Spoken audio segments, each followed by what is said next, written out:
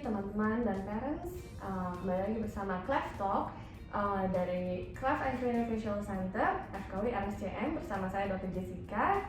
Di mana hari ini kita akan kedatangan Ibu Tuti yang merupakan orang tua dari Suci yang menjalani operasi revisi cleft rhinoplasty di CCC.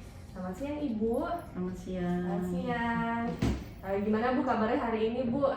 Alhamdulillah baik. Baik. Nah ibunya Suci ini ternyata juga guru loh.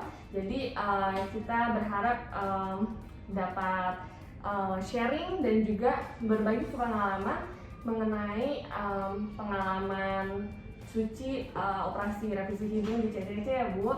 Nah mungkin Ibu bisa menceritakan Ibu apa sih sebenarnya kekhawatiran Ibu hingga akhirnya memutuskan untuk melakukan operasi hidung pada anaknya di CCC. Kalau ibu yang jelas intinya satu aja, membuat anak percaya diri. Udah gitu aja. Oke, apakah ada pengalaman tertentu Bu kenapa Ibu mau menanamkan rasa percaya diri ini pada Suci? Karena menanamkan percaya diri kepada anak itu merupakan suatu memotivasi dirinya agar dia percaya diri atas dirinya, kekurangannya, tapi tidak untuk patah semangat atau tidak putus asa. Nah, itulah diperlukan bimbingan dan perhatian di lingkungan sekitar, terutama ayah dan ibu dan kakak-kakaknya. Baik Bu, memang apalagi kalau anak-anak dengan kelainan bawaan lahir kadang suka kurang percaya diri ya Bu ya. Apalagi mungkin dapat ditanyakan oleh teman-temannya kenapa berbeda dari anak-anak yang lain. Itu juga salah satu yang bikin orang tua kadang merasa sedih ya Bu ya. Pasti. Nah kalau misalnya Suci ini sebelum operasi apakah ada keluhan Bu sebenarnya mengenai hidungnya? Sebetulnya keluhan sih ada, cuman kayak misalkan susah bernapas dan kalau tidur mendengkur, itu aja. Dan yang utama itu membuat dia percaya diri aja, itu aja. Oke. Kalau misalnya apakah ada perbedaan Bu yang dirasakan? Apakah ada perbedaan yang dirasakan saat sebelum dan sesudah operasi hidung? Jelas ada. Yang pertama perbedaannya dia tentu berkomunikasi dengan teman atau dengan lingkungan sekitar merasa tidak percaya diri atau sering mengurung diri, bahkan bertanya-tanya. Nah, membuat percaya dirinya setelah operasi dia bisa bangkit diri dengan bahwa dia juga bisa seperti teman-temannya yang lain. Oke. Nah kalau misalnya Ibu boleh nih menceritakan sebenarnya dulu pertama kali pas Ibu tahu Suci ada kelainan itu kapan Bu? Dan sebelumnya pernah operasi di mana ya Bu ya? Pertama aku sejak hamil itu sekitar 4 bulan dalam usia kandungan aku USG. Dari situ sudah kelihatan Suci ada tanda-tandanya. Di situ aku merasa diri tidak berarti dan merasa diri itu udah nggak punya semangat hidup. Namun karena termotivasi dari suami dan lingkungan juga dibantu dokter sampai melahirkan.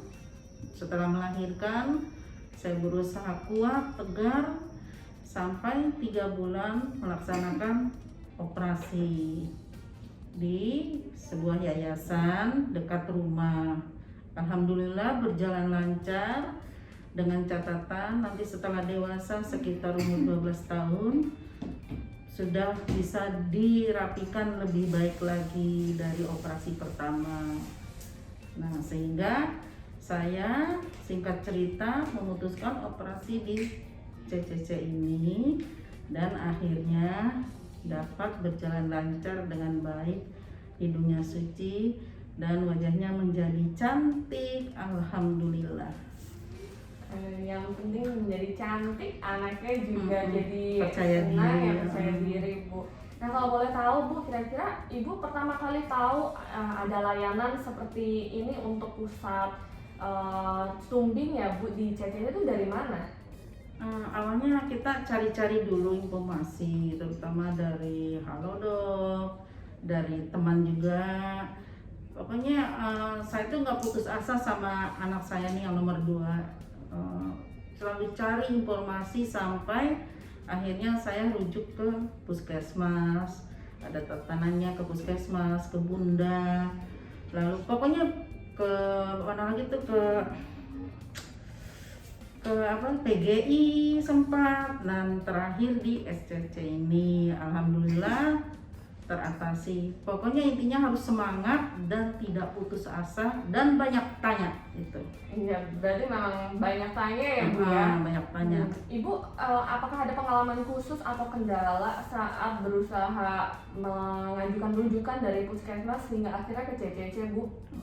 Kalau kendala cuma satu, kita harus sabar menunggu antrian, itu aja. Dan satu lagi, banyak tanya, kita jangan segan-segan bertanya itu. Baik Bu. Kira-kira ada pesan nggak Bu dari Ibu ke orang tua lain yang mungkin sedang mengalami pergumulan yang sama ya, sedang berjuang untuk baik untuk operasi hidung atau untuk operasi sumbing lainnya, dan dari sudut pandang orang tua, kenapa sih Ibu memutuskan bahwa Suci tidak hanya harus berhenti di operasi bibir saja, tapi juga penting untuk melanjutkan ke tahap operasi hidung untuk memperbaiki dari segi estetik Bu? Gini aja, intinya kita harus banyak tanya dan wawasannya harus luas. Pokoknya jangan segan-segan bertanya dan harus sabar, terus berusaha sampai keinginan dan harapan kita dapat terlaksana dengan baik. Itu aja saran saya. Semoga kita semua selalu berada dalam sehat dan senantiasa dimudahkan segala urusan dengan lancar. Kira-kira kalau untuk tips rujukan sendiri, Ibu ada kayak tips-tips atau pesan-pesan nggak Bu untuk orang tua lainnya mungkin agak kesulitan untuk bisa mencapai sampai ke sini gitu? Sekarang gini aja, untuk perujukan itu yang utama kan puskesmas. Nah, dari puskesmas itu pasti diarahin ke Bunda. Dari Bunda itu diarahin ke PGI. Setelah PGI dapat terima surat yang operasi bedah itu ya, keterangan, nanti dirujuk ke sini.